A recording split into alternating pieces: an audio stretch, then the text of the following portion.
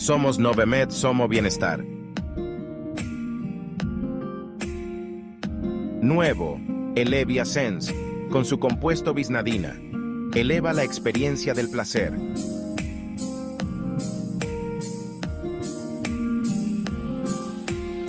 Ultrafem es máxima hidratación para toda mujer en todas sus etapas.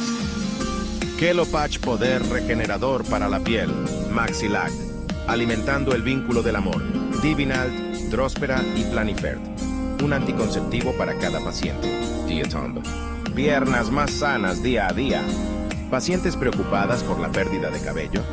Clopina Gel, una novedosa alternativa ya disponible en Guatemala.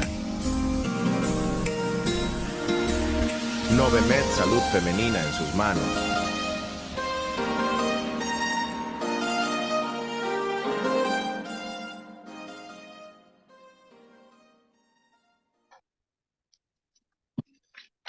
Muy buenas noches a todos. AGOG y Novemed les da la bienvenida. Muchísimas gracias por conectarse a la tercera charla de este programa de actualización de salud mental en ginecobstetricia. Muchísimas gracias por el interés sobre este tema. Hoy nos acompaña el doctor Alejandro Pais Max. Él es médico y cirujano de la Universidad Francisco Marroquín.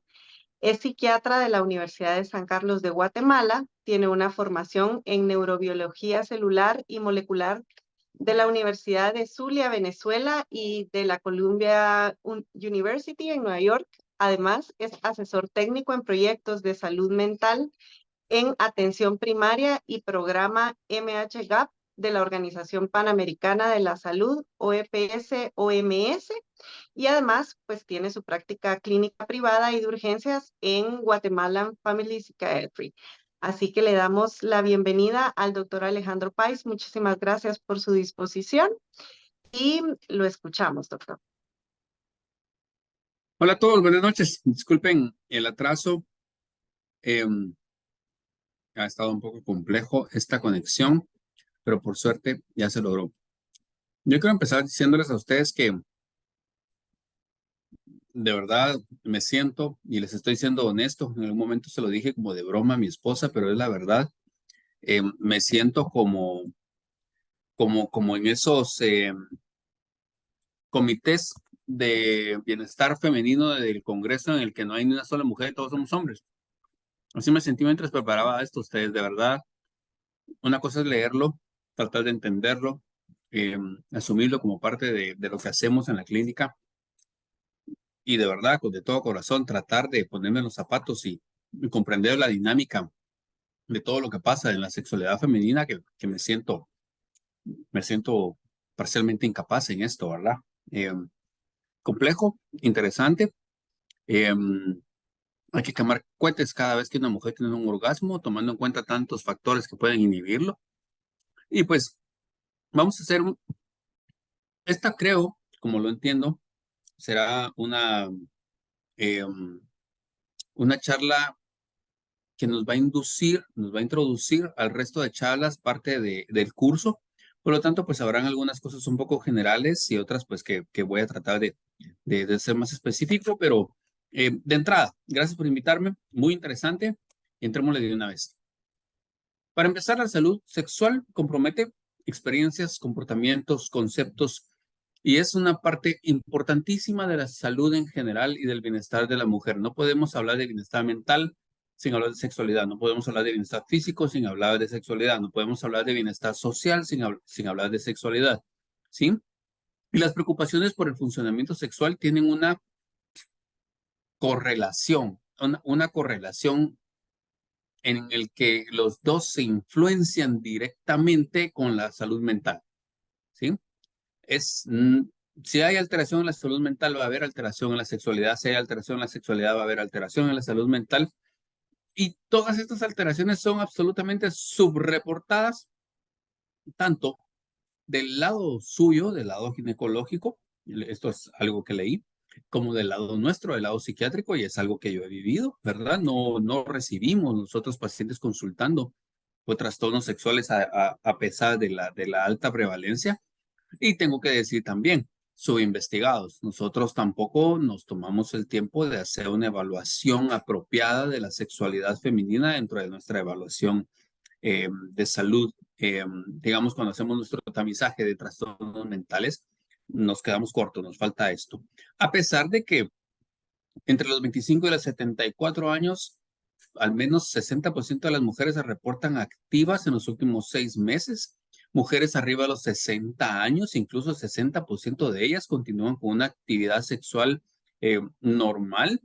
Y nunca, desde la menarquia hasta la muerte de la mujer, la sexualidad deja de ser parte importante del bienestar de la mujer. ¿Sí?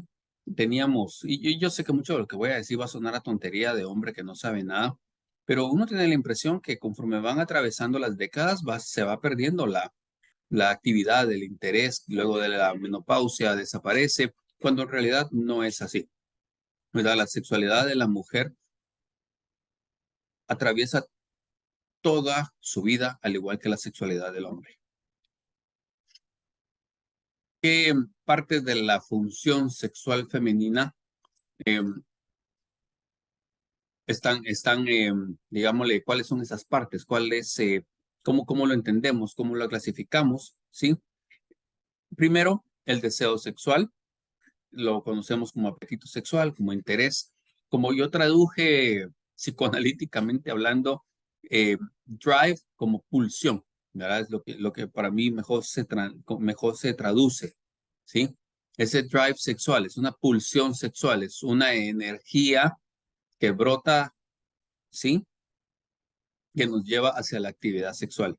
Luego viene la estimulación cognitiva, la parte de pensamiento, de análisis, de lógica, de raciocinio, de abstracción, donde la actividad sexual está asociada a la excitación, sentirse encendidos, ¿sí? Luego viene la tercera parte de esta función sexual, es ya la estimulación sexual como tal, que es la lubricación vulvovaginal, la inflamación genital, la sensibilidad asociada a la actividad sexual. Y por último, está la última función sexual, es el orgasmo, ¿verdad? Es este pico de sensaciones placenteras transitorias de liberación de tensión sexual que usualmente va acompañado de acciones físicas, ¿verdad? Contracciones musculares involuntarias, secreciones glandulares, etc. Los modelos clásicos, ¿verdad? Los modelos, yo les diría, tal vez hasta los 80s, 90s, eran unos modelos muy clasificatorios, burdos, tal vez diríamos fenomenológicos, y agrego quizás incluso desde el punto de vista del hombre, en el que lo único que nos preocupábamos de la respuesta sexual femenina era describir el proceso. Excitación, plató y orgasmo. Esa era la preocupación del estudio de la sexualidad femenina hasta antes de los 90, digamos, por lo menos antes de los 90, ese era el objetivo, un objetivo, diría yo, muy machista, ¿verdad? Ustedes saben que estos estudios de Master and Johnson son clásicos, no estoy haciendo absolutamente de menos los estudios, lo que quiero decir era que se quedaban muy cortos en una descripción fenomenológica de la función, de la fisiología, de la sexualidad específicamente genital, ¿sí?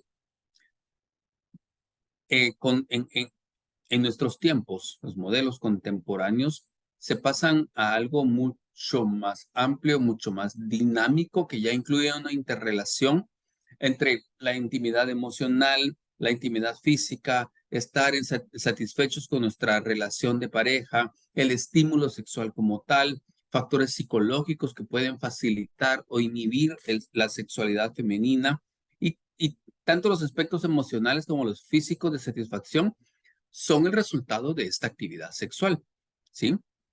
Incluso estos modelos nos dicen que muchas mujeres buscan o están receptivas a estímulos sexuales por razones muy diferentes a la actividad sexovaginal, a la actividad al coito. Lo que se busca más es una intimidad emocional, una intimidad de pareja y un vínculo, ¿sí? Por lo tanto, la manera correcta de verlo en la actualidad es un modelo dinámico psicosocial, más allá de la fisiología, más allá de la descripción del simple hecho de excitarme, llegar al punto del orgasmo y resolverlo. Se quedó muy corto, ¿verdad? Esto va más a la parte humana. Y si hablamos de disfunciones sexuales, hablamos que hay una interrupción en cualquier parte de ese ciclo que puede contribuir a disminuir el funcionamiento sexual. Este funcionamiento sexual está determinado biológicamente hablando por bases neuroquímicas y bases hormonales, incluyendo en especial neurotransmisores, que aquí es donde nuestras especialidades se entrelazan, ¿verdad? Los factores excitatorios cerebrales como la dopamina, la norepinefrina, la testosterona, ¿sí? Y factores inhibitorios como la serotonina o incluso la prolactina van a estar en un balance que nos va a llevar a una funcionalidad apropiada o una disfunción sexual. Este balance, el desbalance de estos factores resulta en esta disfunción que incluye incluso la disrupción total del deseo o la disrupción, la minimización o la afectación del orgasmo como tal. Niveles altos de neurotransmisores inhibitorios, clásicos serotonina y endocannabinoides, contra los excitatorios, la norepinefrina, oxitocina, dopamina, melanocortinas, causan problemas. Y esto se ha observado en mujeres con trastornos del deseo sexual hipoactivo, que es uno de los que vamos a hablar en un momento. Entonces, la neurobiología del placer femenino ha sido históricamente subestudiada, ustedes. Yo pensando en esto, leyendo esto, me ponía a pensar entonces, si yo recibo una mujer que presenta esto, ¿a quién se la mando, verdad? Ustedes, y me puse a regresar, a revisarme a mí mismo los últimos 20 años y quizás las pocas mujeres que consultaron por algo como esto, las referí algunas a psicología, algunas a urología, algunas a ginecología, pero no me hice cargo como como debió haber sido, ¿sí? Porque en realidad es pobremente entendido. Creo yo que tenemos todos, tanto los psiquiatras como los ginecólogos, como los urólogos, como los psicólogos, un pobre entrenamiento y un pobre entendimiento de esta función, de esta dinámica de la función sexual femenina que nos hace subestudiarla, nos hace subatenderla, a pesar de que del lado biológico en la actualidad ya hay hay investigaciones profundas que nos dicen que el cerebro entero, todas las partes del cerebro se activan durante la excitación, la fase de respuesta sexual y el orgasmo, ¿sí? Aquí les puse las partes que si alguien tiene tiempo de revisar este artículo de Weiss et al. Que se dedica específicamente a la neuroimagen del orgasmo, es interesantísimo, ustedes, de verdad son literalmente fuegos pirotécnicos lo que sucede en el cerebro a la hora de un orgasmo. Entonces, estos modelos contemporáneos van a delinearnos múltiples áreas o variables o factores que se pueden afectar y que pueden producir problemas en la mujer. Uno, los biológicos, ¿sí? Funcionamiento endocrino, medicamentos, que esta es la parte donde nosotros como psiquiatras causamos disfunción sexual. Luego también la salud física en general, personas con enfermedades crónicas, personas con enfermedades discapacitantes, pues tienen una disminución en su función sexual normal y factores neurobiológicos definitivamente están asociados. Luego los factores psicológicos, que después de ir leyendo esto ustedes, yo les diría que en realidad quizás hasta un 80% de las causas o de los casos de mujeres con trastornos del funcionamiento sexual, el factor psicológico es el que se lleva la causa principal, ¿sí? El tener una enfermedad mental o síntomas de una enfermedad mental como depresión, como ansiedad, tienen una carga importantísima en la función sexual normal. La la cognición o pensamientos acerca de cómo va a funcionar o cómo voy a estar con respecto a mi actividad sexual también crean una carga en esto. Hay la ansiedad de ejecución sexual que sucede en ambos, en hombres y en mujeres. En la mujer tiene una carga importante. En el hombre les diría mucho más. He tenido pues el honor de que se ha buscado mi atención en casos de ansiedad de ejecución sexual en hombres y que es absolutamente de origen psicológico, ¿sí? Y uno importantísimo en el lado de las mujeres es la preocupación por la imagen corporal, ¿sí? Y en esto no nos quedamos simple y sencillamente en una baja autoestima o una sensación de incomodidad con respecto a mí mismo, sino estamos hablando incluso de casos de trastorno dismorfofóbico o algunos casos incluso de trastornos de la alimentación que pueden producir una alteración en mi percepción de mi propia imagen, una percepción cognitiva, ¿sí? Que nos va a llevar a una disminución de mi funcionamiento sexual. Luego están, que yo les diría que incluyen dentro de los psicológicos, ¿sí? Porque son psicosociales, pero incluyen, que son los factores interpersonales. Y este es cómo funciona mi relación íntima, cómo funciona mi relación íntima en la sexualidad específicamente, qué factores estresores cotidianos pueden afectar mi relación de pareja, mis experiencias pasadas en las relaciones que he tenido y en especial experiencias sexuales pasadas asociadas a trauma, a violencia o a abuso, van a tener un impacto importantísimo en el funcionamiento sexual femenino. Y el último factor, como les digo, para que funcione, para que se dé un funcionamiento sexual femenino sano, miren ustedes cuántos factores tienen que estar bien ustedes. De verdad es un éxito, un orgasmo, ¿sí? Los factores socioculturales que en Guatemala les diría que tienen una carga importante son estas creencias culturales. No sé quién tiene encendido su micrófono que está haciendo un poquito de ruido. Las creencias religiosas y sociales sobre la actividad sexual, sobre la reproducción, sobre la crianza, van a afectarnos fuertemente, ¿verdad? Nos van a inhibir a la capacidad o, o al reconocimiento de mi derecho a sentir placer, y eso puede causar una alteración importante en el funcionamiento, ¿sí? Además, normas culturales y expectativas acerca de lo que se espera de una mujer y su funcionamiento sexual, pues va a causar una inhibición importante. Como ven, como les dije, tanto lo psicológico, lo interpersonal y sociocultural, yo les diría que cabe dentro de la burbuja de lo psicosocial y esto será al menos un 80% de las causas de problemas sexuales en la mujer.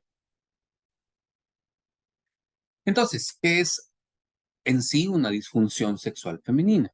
Son experiencias de discapacidad persistente y molesta en la respuesta sexual, tanto en la fase de deseo como en la fase de excitación cognitiva, la fase genital y la fase del orgasmo. Cualquiera de estas fases puede verse afectada.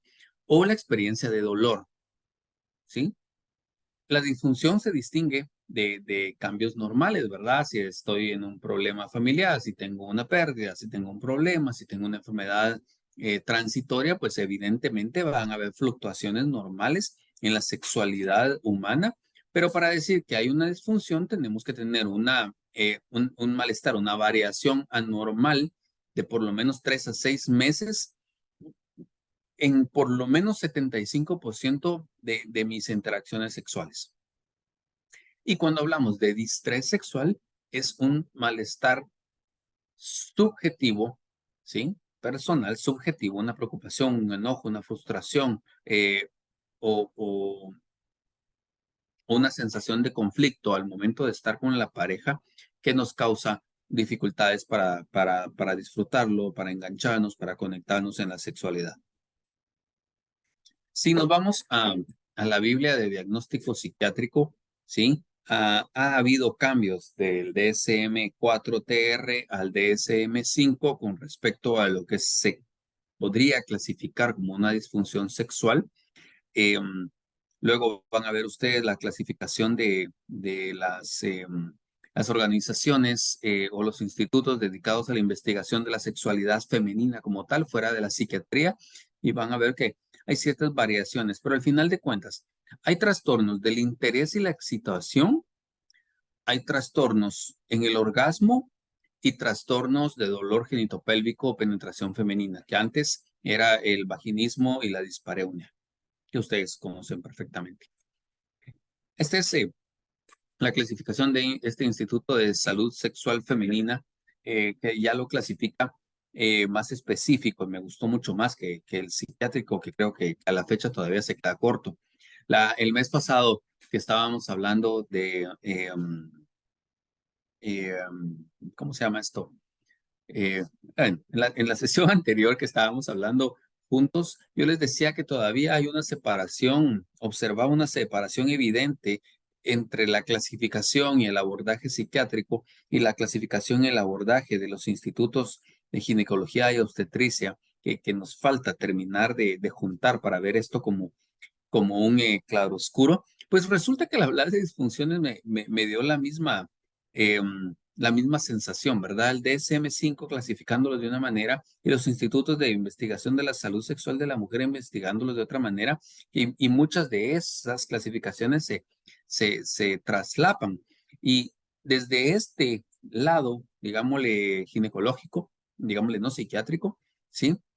La van clasificando por trastornos de deseo sexual hipoactivo, en donde está el déficit de motivación para la actividad sexual, disminuye el deseo espontáneo, ¿sí? O está totalmente ausente, no hay pensamientos sexuales, no hay fantasías, hay una disminución o incluso una ausencia de deseo reactivo a un estímulo erótico o una estimulación o la incapacidad de mantener el deseo una vez se ha iniciado la actividad sexual. También en este trastorno de deseo está la pérdida de deseo de iniciar o incluso participar en actividades sexuales, y esto tiene que tenerlo la persona, como hablamos, por al menos 6 meses combinado con un malestar, un distrés, un malestar subjetivo clínicamente significativo que incluya una sensación de frustración, una sensación de duelo, una sensación de incompetencia que se va convirtiendo poco a poco en tristeza, en pena, en angustia, en culpa, en pérdida. Y ya se dan cuenta ustedes, esto se va convirtiendo incluso en criterios diagnósticos para una depresión o un trastorno de la adaptación. Y ahí es donde vamos a mi comentario inicial de que estos trastornos, los psiquiátricos con los de disfunción, son una carretera de 2 vías. Cualquier persona que tiene este trastorno por deseo sexual hipoactivo va a ir desarrollando criterios para una depresión, y muchas mujeres con depresión pueden ir desarrollando criterios para disfunción sexual. Luego está el trastorno de la excitación cognitiva.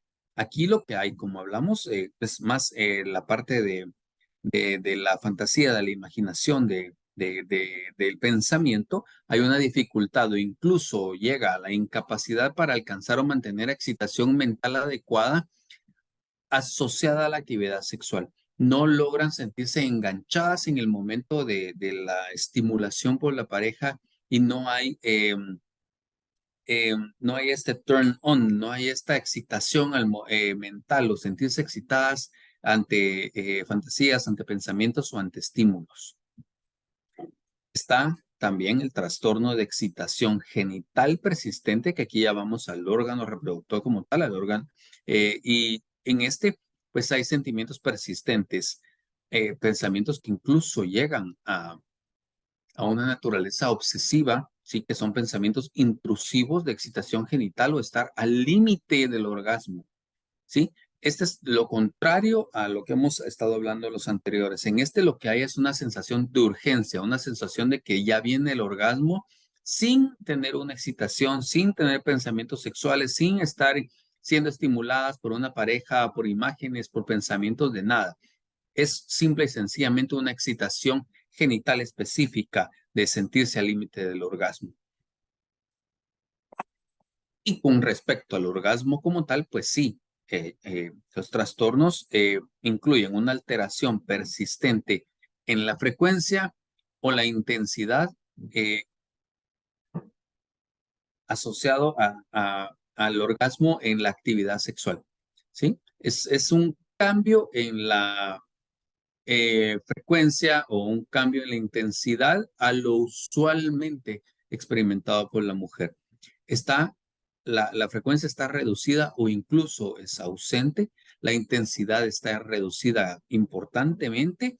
Otra cosa que les sucede es que el orgasmo aparece en el momento inapropiado de la actividad sexual. A veces aparece muy temprano, otras veces aparece muy tarde en la actividad sexual. Y también el placer orgásmico puede estar disminuido o incluso totalmente ausente. Está dentro de las disfunciones el síndrome de enfermedad orgásmica femenina, que son síntomas aversivos periféricos o centrales que ocurren antes, durante o después del orgasmo que no están relacionados y no comprometen la actividad del orgasmo. Esto lo que significa es síntomas de malestar general alrededor de la actividad sexual que no comprometen directamente al orgasmo, pero afectan su naturaleza. Con respecto a los trastornos por dolor, pues como les dije, está la disfunción genitopélvica de dolor y penetración, que incluye dificultades persistentes en la penetración vaginal durante la cópula, el dolor pélvico o vulvovaginal marcado durante el contacto sexual, miedo o ansiedad marcados hacia el posible dolor. Aquí la diferencia es que no hay miedo a la actividad sexual, no hay miedo a la intimidad, lo que hay es miedo a sufrir dolor. Entonces, como tal, hay una anticipación a la penetración y esto causa una reacción fisiológica de protección y de rechazo, ¿sí? Y también hay una hipertonicidad marcada o una hiperreactividad muscular del piso pélvico, incluso sin contacto sexual, lo que limita o literalmente impide la penetración. Entonces, con respecto a la epidemiología, ustedes, los desórdenes más prevalentes de los que les acabo de describir son los del deseo sexual y los del dolor sexual. 10% de las mujeres sufren deseo sexual disminuido al punto de causarles un malestar subjetivo significativo. 5% de las mujeres refieren una excitación disminuida que les causa malestar. 4% reportan pérdida de orgasmo que causa distrés. Si se dan cuenta ustedes, estamos hablando que entre el 5 y el 10% de las mujeres van a presentar un malestar importante. Y de nuevo, si me preguntan a mí dónde están esas mujeres, ¿verdad? Y yo pues miro muchísimas mujeres en la consulta y lo único que lo único que me preocupa es el impacto de mis medicamentos en la sexualidad, pero no me pongo a investigar este montón de mujeres que probablemente están teniendo muchos de estos síntomas que que deben ser identificados y tratados apropiadamente. Las mujeres que presentan más problemas sexuales son las mujeres entre los 45 y los 65 años de edad. Los jóvenes, tal vez un 10%, y las mujeres mayores, un 8 o 9%. Las que más, hasta un 15%, son mujeres en edad reproductiva, mujeres maduras, mujeres entre 45 y 65 años. Voy a hacer un pequeño resumen de las características de esta funcionalidad y los problemas sexuales de acuerdo al grupo etario o el grupo de el momento sexual hormonal de la mujer, empezando por la adolescencia. Es importantísimo tener claro que la conciencia de mi orientación sexual se va a dar desde los 8 o 11 años en adelante. O sea, un niño o una niña de 8 años ya está empezando a tener una claridad acerca de cuál es su identidad y orientación sexual. Esto es importantísimo porque entonces todos los jóvenes de la comunidad LGBT, víctimas de victimización o déficit no se les provee apropiadamente los servicios de salud sexual, o no tienen un soporte social importante, están en un riesgo mucho más elevado de problemas con su salud mental. Y además, jóvenes que están en etapas tempranas de su desarrollo de la identidad sexual, que no han expresado completamente su orientación y no son atendidos de una manera integral y con respeto a su identidad tienen un altísimo riesgo de suicidio. Esto es importantísimo tomarlo en cuenta ustedes. Sé que no quiero asumir y pues no nos estamos viendo la cara, por lo menos yo no los estoy viendo a ustedes, pero sé que muchos guatemaltecos en general aún tenemos mucho estigma, mucha discriminación, mucho miedo, mucho rechazo, incluso a veces somos muy agresivos hacia esta variación en la orientación sexual y esto a la larga lo único que trae es problemas en nuestra capacidad de proveer el servicio y darle una atención integral a las personas que se están acercando, ¿sí? Es importante comprender que, como les dije, la identidad sexual empieza a aclararse desde los 8 años y el limitar estos servicios va a proveer, va a traer problemas de salud mental en estas personas y más aún si están en etapas tempranas de desarrollo y no pueden expresar tranquila y completamente su orientación, pues son personas que están en riesgo importante de suicidio. Entonces, hay que tener claro, nuestra identidad de género se va a consolidar por ahí por la adolescencia con un factor importante, que es que hay fluidez sexual. Esto lo que significa es que a través del tiempo los adolescentes pueden moverse fluidamente desde una identidad hacia la otra hasta el punto de llegar a su identidad propia, ¿sí? Y tenemos que tener esto claro nosotros como proveedores de servicios de salud para validar la identidad que está presentando el paciente que lleva frente a nosotros y normalizar esa fluidez, ¿sí?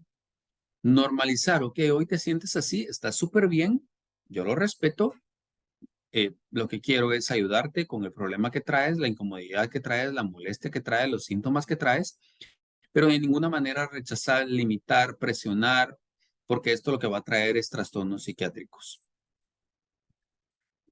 Hay cambios fisiológicos y físicos en la adolescencia que van a aumentar grandemente la vulnerabilidad a preocupaciones por la imagen corporal, y esto se puede volver a un trastorno dismorfofóbico, o a la autoestima, que puede volverse trastornos del estado del ánimo y estos van a afectar negativamente la función sexual. Y una cosa más, que mujeres jóvenes pueden estar, pueden ser muy vulnerables y esto va a depender un poco de su personalidad o su capacidad para lidiar con estrés y frustración. Van a ser muy vulnerables a presión social de pares o de compañeros o de los medios en general con respecto al inicio de su actividad sexual, ¿sí? La educación sexual puede ser tan positiva que les cree herramientas para crecer sanamente, como también puede formar una percepción falsa o errónea que los puede llevar a inhibirse y afectar su funcionalidad sexual.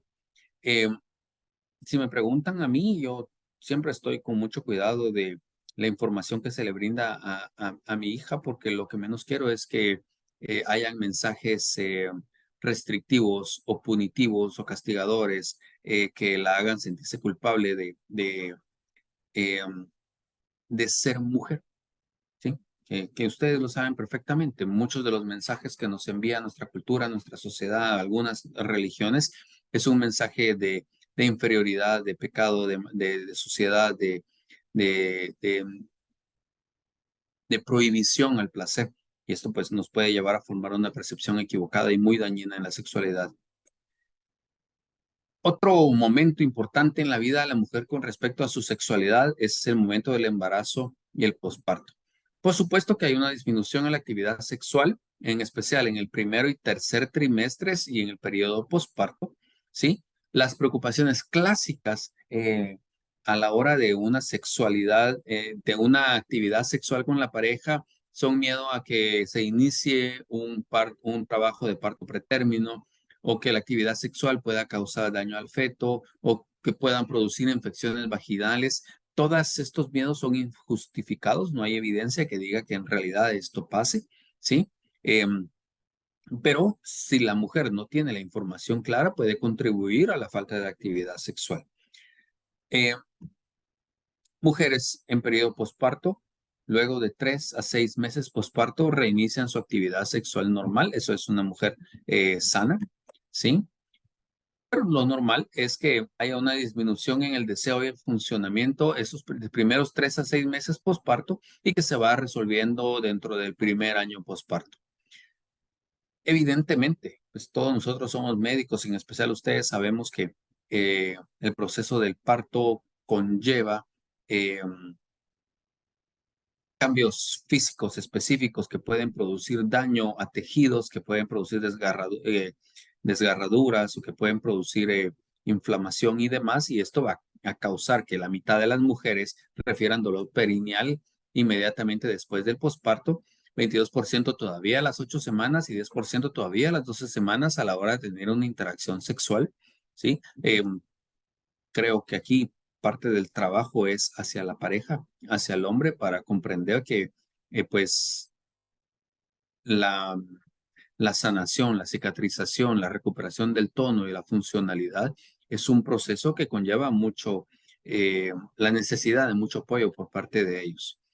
Y hay otro factor importante, y por eso dentro de los factores que inhibían estaba la prolactina, y es que la lactancia está asociada a una atrofia vulvovaginal. Evidentemente, si hay atrofia vulvovaginal, se va a afectar la función sexual y va a haber dolor. Esto porque los niveles elevados de prolactina bajan los estrógenos, eso disminuye el deseo, los andrógenos, perdón, y los estrógenos van a disminuir la lubricación.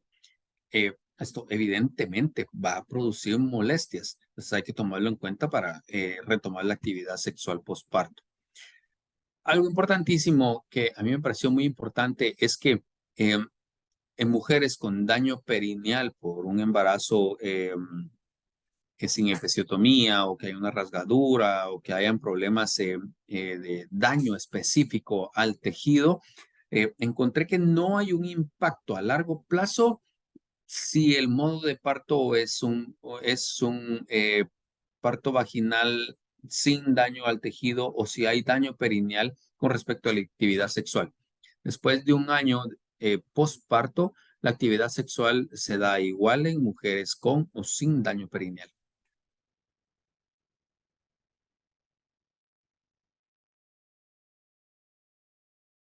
Una charla sobre depresión perinatal y lo que más me pareció interesante de esto es que a pesar de que muchos creemos que la depresión perinatal se da porque pues las hormonas se alteran y esto va a activar a la depresión, en realidad no es así, porque las hormonas naturalmente como parte del ciclo hormonal de la mujer se van a alterar. Hay una variabilidad importante, pero con el embarazo la variabilidad aumenta y lo que se sabe al día de hoy es que la depresión se da por la vulnerabilidad neurológica de la mujer a esa variación, no por la variación, ¿sí? O sea, hay una vulnerabilidad neurológica importante en las mujeres que desarrollan depresión sexual, depresión perinatal. Eh, y si hay depresión perinatal, por supuesto que va a haber problemas sexuales y además lo que nos toca darles antidepresivos y pues desgraciadamente algunos antidepresivos, no a todas las mujeres, a un grupo pequeño, van a afectar negativamente la función sexual. El artículo que espero que les hayan mandado, que les compartí hace unos 10 días, tenía un comentario bien interesante con respecto a que al final de cuentas,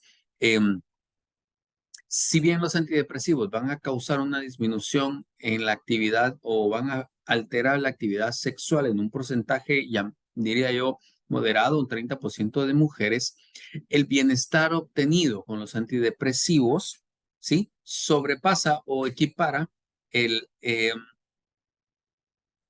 digamos, el riesgo-beneficio de sufrir desórdenes sexuales. Lo comentaba con mi esposa y con otros colegas psiquiatras y me decían que miraban lo mismo. Eso con lo que quiero decir es que una mujer, al tratarse la depresión,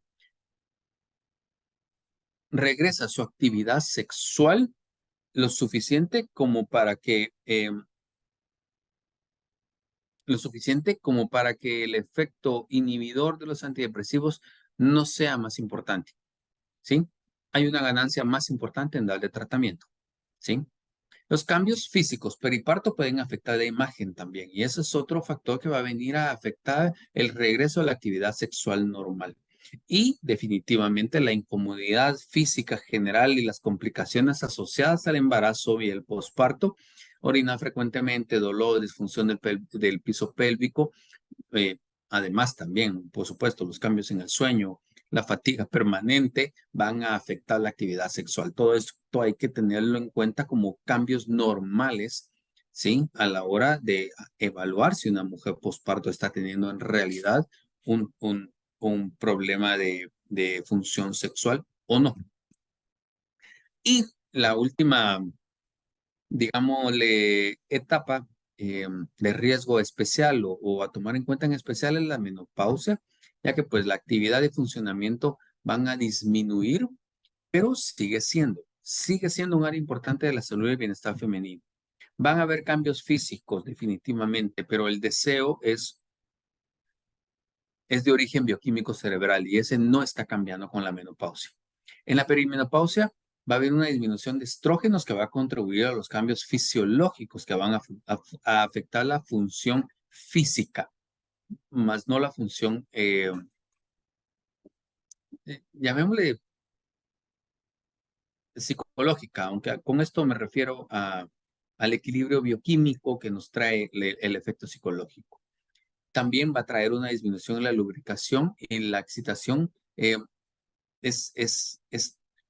Son los primeros síntomas que van a observar con la menopausia. La disminución de la testosterona libre está asociada a disminución en la pulsión sexual. Todos estos son cambios que vemos con la menopausia. Como les digo, sin embargo, el deseo cognitivo continúa igual. Y ahí es donde tenemos que trabajar para equiparar el deseo cognitivo con con el estar habilitadas del lado físico. ¿Cuáles son los factores? Son aquí no actores, protectores psicosociales e interpersonales para que una mujer postmenopáusica tenga una función sexual sana o esté protegida de disfunciones.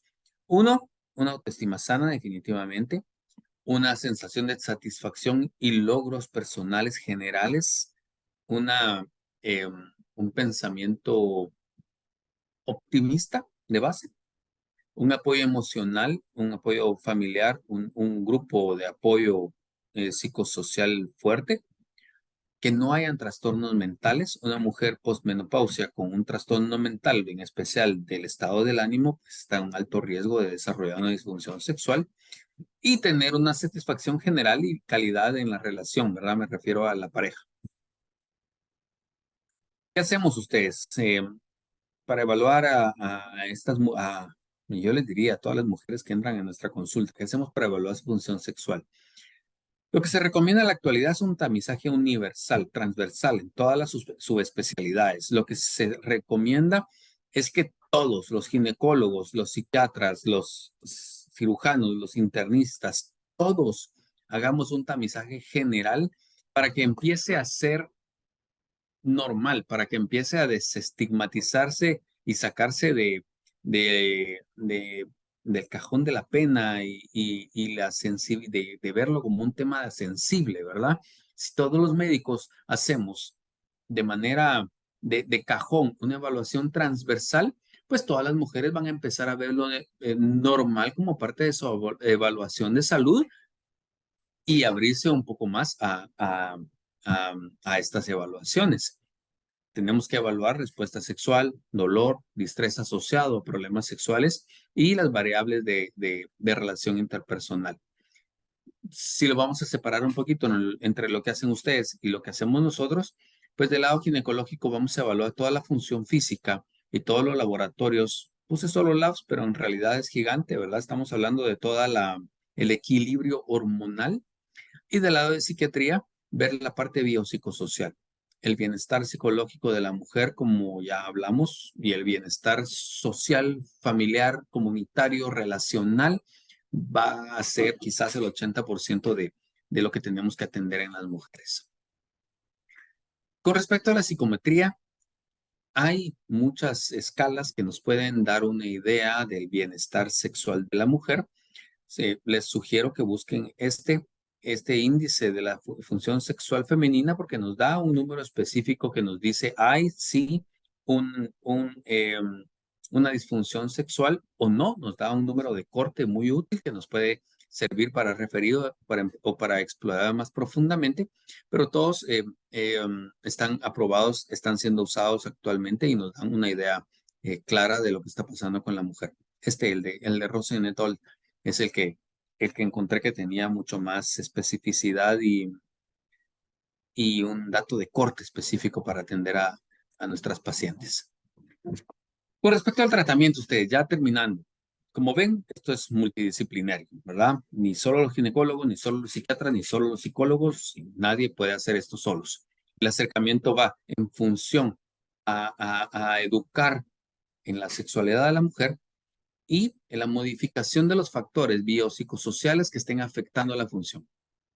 ¿Ya? Vamos a ver que la parte física, la parte hormonal estén bien, pero también vamos a ir hacia lo psicosocial. Las terapias para cambiar las ideas negativas o culposas acerca de la sexualidad, terapias de exposición para disminuir esa ansiedad de ejecución, atender conflictos de pareja, educar en el uso de lubricantes. Incluso tenemos ahora herramientas como el Evia que nos facilita la disposición a la hora de que haya una disminución en el placer o en la respuesta de preparación normal. Entonces, ¿qué tratamientos hay en el mercado? Les dejé estos, a pesar de que no sé si iríamos tanto ahí, porque son estimulantes del deseo, ¿sí? Testosterona también está como parte de los probables tratamientos.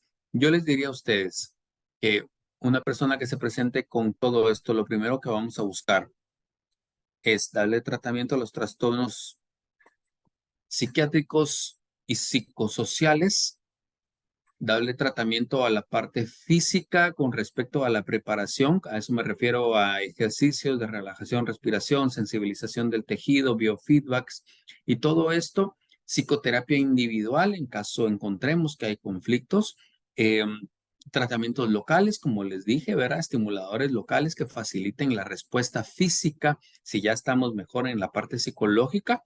Y si eso no funciona, pues evaluamos más profundamente las causas de esta disfunción. Entonces, terminé a las 8:04. La vez pasada sentí que me había tardado mucho. Disculpen si hablé muy rápido, pero nos dan un tiempito para platicar. ¿Qué piensan ustedes? Bueno, buenas noches, doctor. Mucho gusto. No me conecté al inicio porque estaba en cirugía, pero aquí voy en camino y muy interesante la conferencia. Me encantó lo que menciona de que a nivel de todas las subespecialidades debemos de ser empáticos en el tema, porque nosotros como ginecólogos, y creo que mis colegas no me dejarán mentir, muchas veces nos enfrentamos a esa paciente que está pensando en que tiene la disfunción desde hace XY tiempo, independientemente de la etapa en la que esté, pero a la segunda, tercera, cuarta cita, abren a podernos contar su real motivo de consulta. Entonces, existen herramientas, como usted decía, y yo pienso que debemos de normalizar esa parte de poder tenerlos accesibles, ya sea electrónicos, en papel en la clínica, para que lo que están en la sala de espera pueda la paciente y sea más fácil abordar el tema. Por supuesto. Por supuesto, a mí también, parte de todo esto que investigué, lo que más le saco es que si todos normalizamos esto, a nadie le va a dar vergüenza hablar de su orgasmo, ¿verdad? Porque no debería, solo es una función fisiológica normal más del cuerpo. ¿De acuerdo con usted? Exactamente. Yo no sé si tendrán alguna duda, alguna pregunta. Aprovechemos que tenemos aquí estos especialistas que al final muchas veces cuando estamos en clínica y qué más le doy y qué más hago, Y como usted nos mencionó cuando hablamos de todo lo premenstrual, que no tengamos miedo a utilizar algunos medicamentos específicos, que creo que en nuestra mente está que solo la especialidad de ustedes la pueden utilizar. Sí, exacto. Fíjense ustedes que yo estaba dando una charla a colegas médicos generales de la Asociación de Médicos Generales de la capital y tenían la idea extraña que los medicamentos psiquiátricos solo los pueden usar los psiquiatras porque son cosas así tenebrosas, bombas atómicas y cosas de peligro. Pero en realidad ustedes, si somos médicos, nosotros podemos usar cualquier medicamento, ¿verdad? Yo puedo usar dentro de la evaluación esta que estoy haciendo, yo les comparto.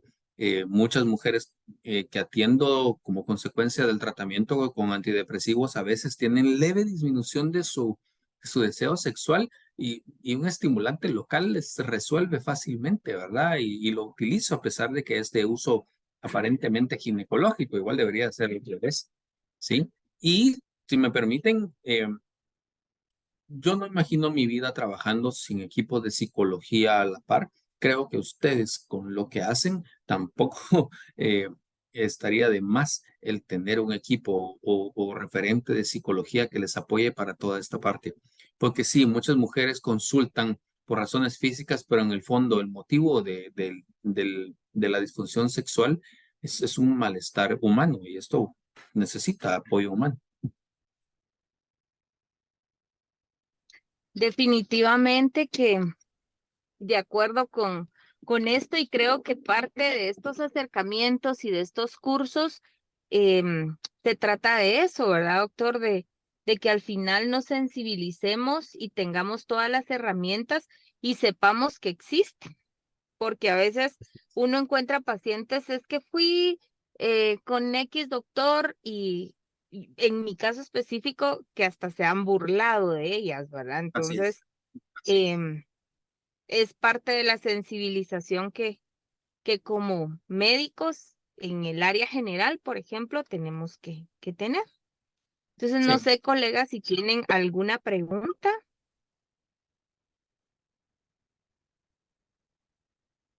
o todo quedó muy claro ¿O les dio miedo preguntar? o les dio miedo preguntar Pues no a o mí, el sino a las tema es, mujeres.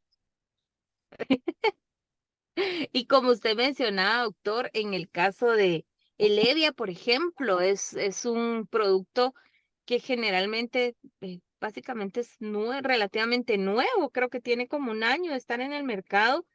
Sin embargo, en mi experiencia clínica, funciona muy bien. Sí. Es, como usted mencionaba, no le corresponden en teoría en su especialidad. Sin embargo, las pacientes lo agradecen porque muchas veces desconocen que existen todos estos productos, ¿verdad? Y no solo eso, sino que a veces mucho de la inhibición del deseo sexual se da por ansiedad de ejecución o ansiedad situacional y eso inhibe la respuesta fisiológica normal de preparación eh, vulvar. Y el utilizar estos medios lo que hace es romper ese miedo porque entonces yo estoy pensando si sí o si no, pero mi cuerpo está empezando a presentar signos de preparación y las empodera. Rompe el ciclo de no puedo. Exactamente. Y que, ¿sabe qué me gustó mucho cómo esquematizó cada etapa y lo que usted mencionaba de cómo a la edad en que los niños ya van definiendo eh, su preferencia sexual? Yo he tenido varios casos en clínica de mamás que me dicen, la niña a los 10, 11 años, em, ya dice que le gustan las niñas, ¿verdad? Entonces, doctora, ¿qué Ujú. hago? Sí, entonces, obviamente, al final es esa parte donde uno menciona, como usted decía, existen muchas reacciones y pienso que sí tenemos que ser muy empáticos y tener esa sensibilidad con estas mamás, por ejemplo? ¿Qué hago si a los 11 me está diciendo que le gusta otra niña igual que ella? ¿Cómo actúo? ¿Para dónde voy? ¿Qué recomendación le doy? Pues sí, y sí, por supuesto empáticos, pero más allá de empáticos, educarlas al respecto de la normalidad en la normalidad sexual, de la normalidad en la fluidez. Exacto, sí, sí, porque lo que usted mencionaba del riesgo del suicidio, ¿verdad? Entonces, sí, aunque uno tal vez no tiene a alguien cercano que haya vivido eso, pero sí existe, o sí está descrito. Sí, montones que desgraciadamente estaban inhibidos y aplastados por la cultura, montones. Por suerte, de verdad se está abriendo, a pesar de que Guatemala todavía es un país tan hostil al respecto de la identidad sexual, ya se está abriendo un poco más y le está permitiendo a estos patojos vivir su vida sexual normal a cambio de deprimirse, de autolesionarse, de suicidarse, de entrar en sustancias, tanta cosa que se ve consecuencia de la represión de la sexualidad normal. Ok, pues muchas gracias, doctor, Es un gusto. por tan excelente conferencia. Creo que muy buena información, que nosotros en algún momento en cada etapa de la mujer, pues lo vivimos, lo vemos en el posparto, las disfunciones o en las etapas del climaterio y la menopausia.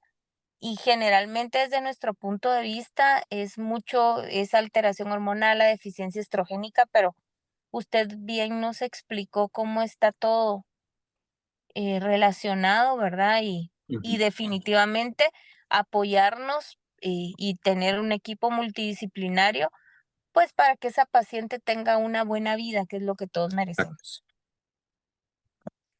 Sí, exacto. Gracias a ustedes. Así que, pues muchas gracias, compañeros, por conectarse y queda la grabación de esta conferencia que en cuanto la tengamos se las compartimos y pues cualquier duda que no hicieron acá la pueden poner en el grupo de WhatsApp y nosotros se la hacemos llegar al doctor. Con mucho gusto. Y el artículo que les envía, a pesar de que es una pequeñísima parte de la revisión, a mí me pareció al punto, de verdad. Cuando tengan un tiempito, léanlo porque está muy interesante. Sí, doctor, lo compartimos. Muchas gracias. Buenísimo. Bueno, buenas noches. Muchas gracias. Buenas noches a todos. Gracias, feliz noche. Gracias, feliz noche. Gracias, feliz noche.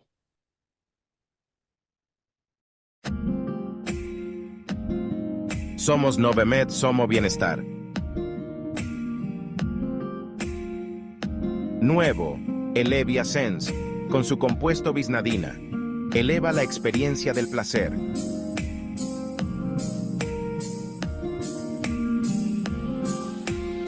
Ultrafem es máxima hidratación para toda mujer en todas sus etapas. Kelopatch Poder Regenerador para la piel, Maxilag, alimentando el vínculo del amor. Divinalt, Drospera y Planifert, un anticonceptivo para cada paciente. Diatomb, piernas más sanas día a día. ¿Pacientes preocupadas por la pérdida de cabello? Clopina Gel, una novedosa alternativa ya disponible en Guatemala. Novemed, salud femenina en sus manos.